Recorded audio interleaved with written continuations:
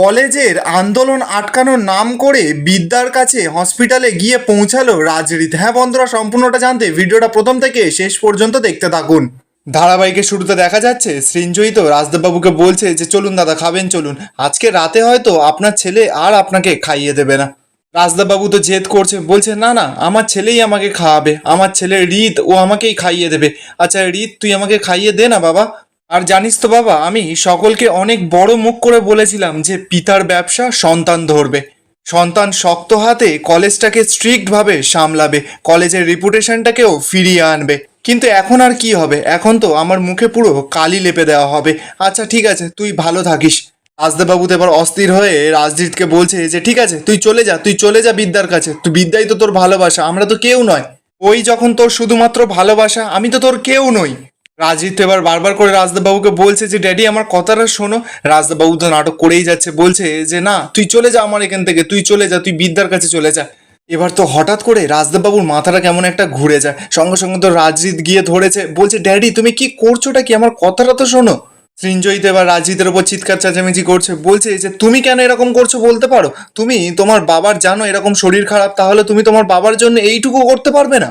তুমি এই সামান্য ব্যবসার হালটুকু ধরতে পারবে না? কি করবে তুমি? তুমি ওই বইয়ের আঁচল ধরে ঘুরবে?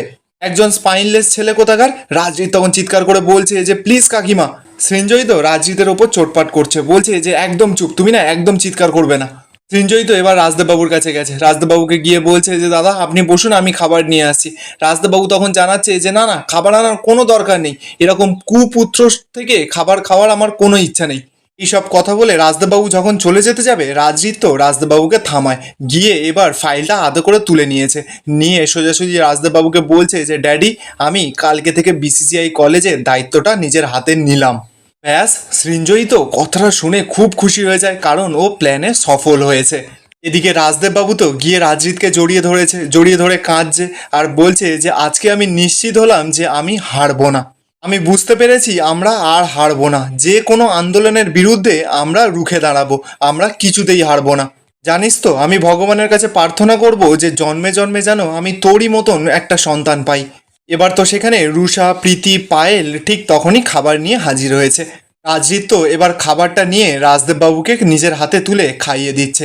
রাজজিৎ এবার মনে মনে বলছে যে সরি বিদ্যা, আমার আর কিচ্ছু করার নেই, কৃতিত্ব পালন করার জন্য আমার তো এইটুকু করতেই হচ্ছে, ওই বিসিসিআই কলেজের দায়িত্বটা আমাকে নিজের হাতে নিতে হচ্ছে। এরপর পরের দিন সকাল হয়ে যায়, সকাল সকাল তো রাজজিৎ পুরো রেডি হয়ে গেছে একটা অন্য রূপে।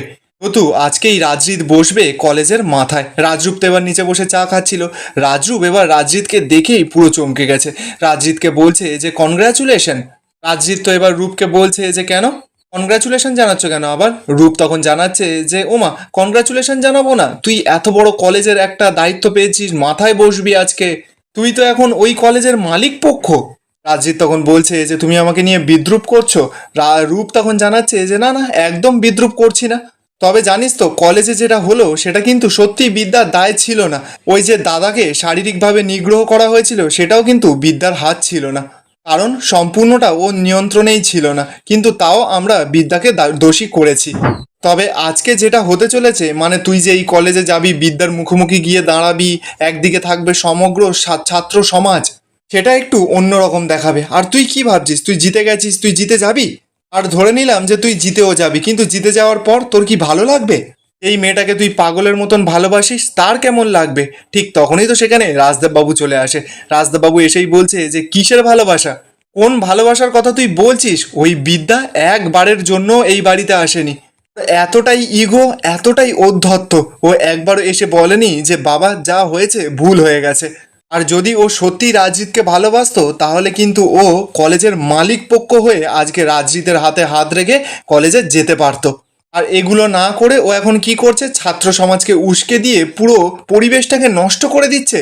রূপ তখন রাজদাবাবুকে সরাসরি বলছে যে এটা কখনো হতে পারে না যে বিদ্যা শিক্ষার পরিবেশটাকে নষ্ট করছে, আর একটা ছোট্ট জিনিস নিয়ে আমরা এটা বিবেচনা করতে পারি না। তুমি কিন্তু বিদ্যাকে খুব ভালো করে চেনো, আমিও কিন্তু বিদ্যাকে ভালো করে চিনি, আর রাজহৃদও বিদ্যাকে খুব ভালো করে চেনে।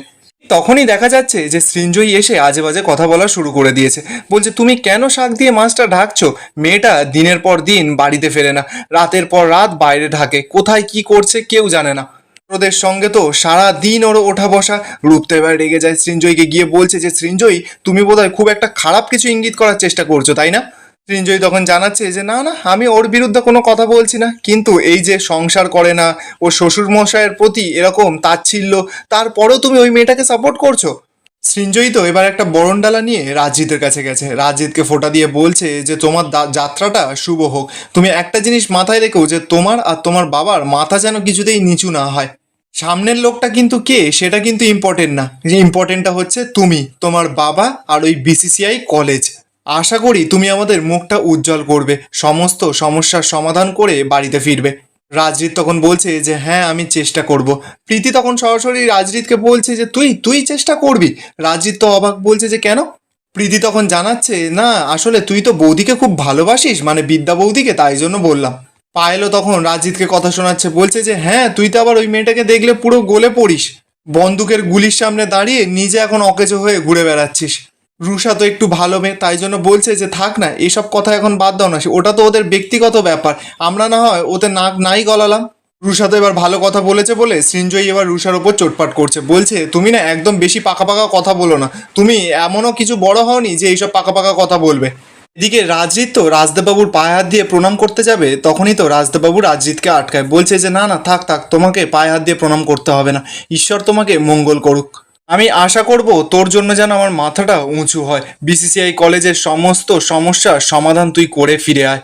আশা করি তুই বিদ্যাকে বুঝিয়ে সুঝিয়ে এটা করতে পারবি। রূপ তখন জানাচ্ছে যে আর যদি বিদ্যা রাজি না হয়?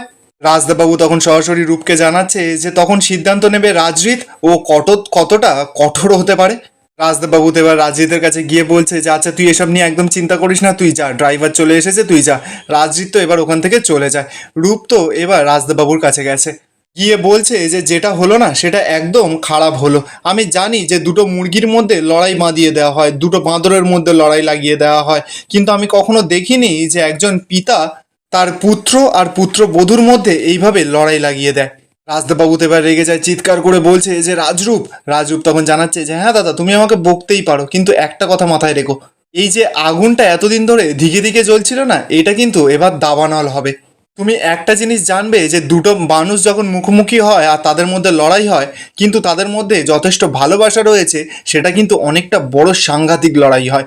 সেই লড়াইটা হয় কিন্তু নীতির লড়াই, আর সেই লড়াইটা হয় সম্পর্কের লড়াই। একদিন সেটার খেসারত তোমাকেই দিতে হবে, এই বলেই তো রূপ ওখান থেকে রাগমাগ দেখিয়ে চলে যায়।